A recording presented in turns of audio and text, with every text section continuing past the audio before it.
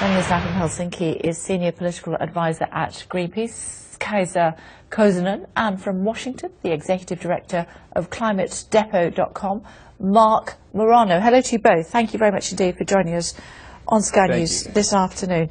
Kaisa, you, first of all, if I may, if the United States pulls out of this agreement, what will it mean for the agreement? Well, it would be very unfortunate given that the US is one of the biggest polluters in the planet. But at the same time, what we've heard in recent days and weeks is that the rest of the world remains very committed to moving ahead regardless, and they are accelerating their pace. So it's not good, but it's not the end of the deal. Absolutely not. Okay, we'll talk about that in more detail in just a second, but just want to bring in Marc as well, if I may. Marc, why wouldn't the US want to remain, given that if they do leave, they're in tandem with only two countries that I can think of, Syria and Nicaragua? I think it's the greatest thing for the United States to leave this and join Syria and Nicaragua. This kind of, oh my gosh, we're joining these rogue nations.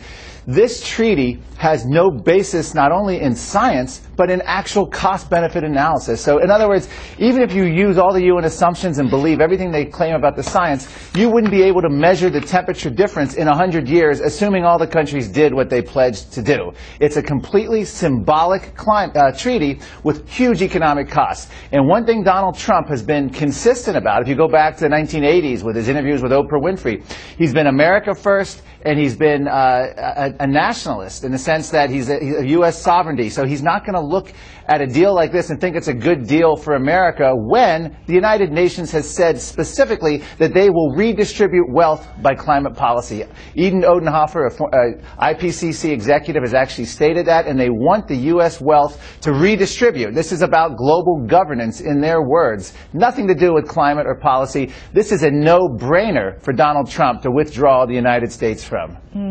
Kaisa, it makes no difference whether you're looking at science or cost. The numbers just don't add up. Obviously, the world scientists and the rest of the world leaders, as well as the world's leading economists, would disagree with that. I mean, science is clear, the economics are clear, the benefits of acting now are very clear, which is why the rest of the world remains committed to acting. And it's not only about, what I think, it's just the facts that speak for themselves. Look at what's happening in the world, how climate change is already observable around the world, in oceans and in land, in both polar areas. And at the same time, the benefits of acting have also become very clear, which is why it's currently, in the US alone, you have more than 1,000 companies and investors saying that the US should stay in the deal. And whether Trump stays in or not, the US states, many of the US states, cities, companies, investors will keep moving ahead because it's in their own interests. Mr. Morano? Yeah, I'd like to say, first of all, in terms of whether countries stay in, this could lead a full-scale Clegxit, a climate exit. We have countries like Australia, which haven't been too gung-ho, and depending on their politics, could follow suit. We're hearing reports this week that the Eastern Bloc nations of Poland and other Eastern European nations are trying to get out of their commitments and are actually being emboldened by Donald Trump's actions. So if the U.S. pulls out, you have countries like Canada, which 90% of their fossil fuels are exported, I believe that number is correct, to the United States. They're not going to be able to stay in these kind of treaties for long. The bottom line here is Donald Trump is doing what makes sense, not only for America, but for the world. If we did face a climate catastrophe, you don't need a United Nations to sit there and decide what energy mix countries should have. The UN bureaucrats don't have to be in charge. You don't need central planning to determine that. What you need is technology, and the United States is leading the way with lowering emissions with our technology. Fracking. Technology is the way forward. You don't need big, massive agreements, and you don't need central planning if you're worried about emissions, which, again, the evidence for a catastrophe is not there. We're at the historical lows for extreme weather, and hottest year records are within the margin of error. They're ridiculous. It's a fancy way of saying global temperature hasn't changed much in about 17 to 18 years. Kaisa? Well, I mean, if you look at what the leaders from Canada, from Russia today, from, around the world have been saying is that they remain committed, that there are no intentions of following Trump. So I don't know what sources you, Marc, are reading or listening to.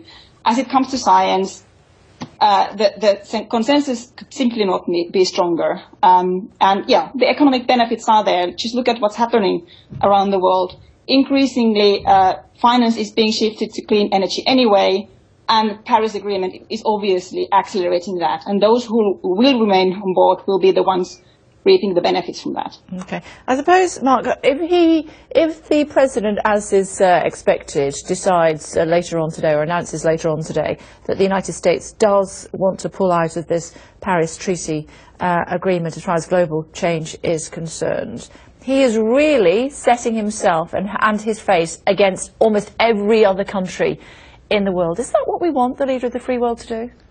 Absolutely. You know, we've been called a rogue nation along with Syria, Nicaragua.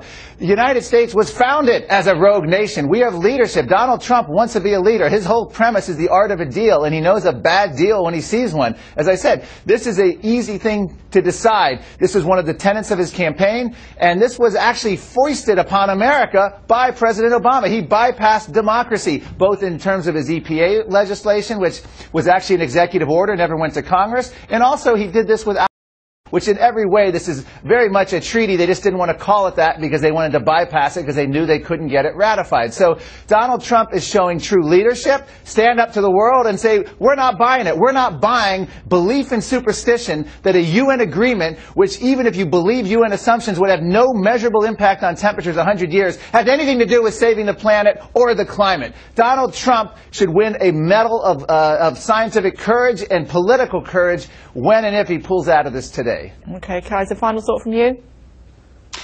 Well, the clear majority of the Americans support the Paris Agreement and climate action. They want to keep moving on.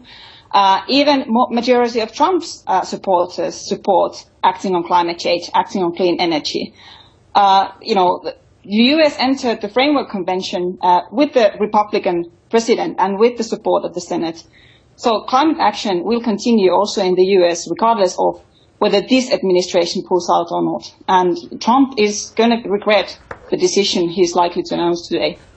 Okay, good to talk to both of you. Thank you so much for joining us on Sky News this afternoon. Thank you.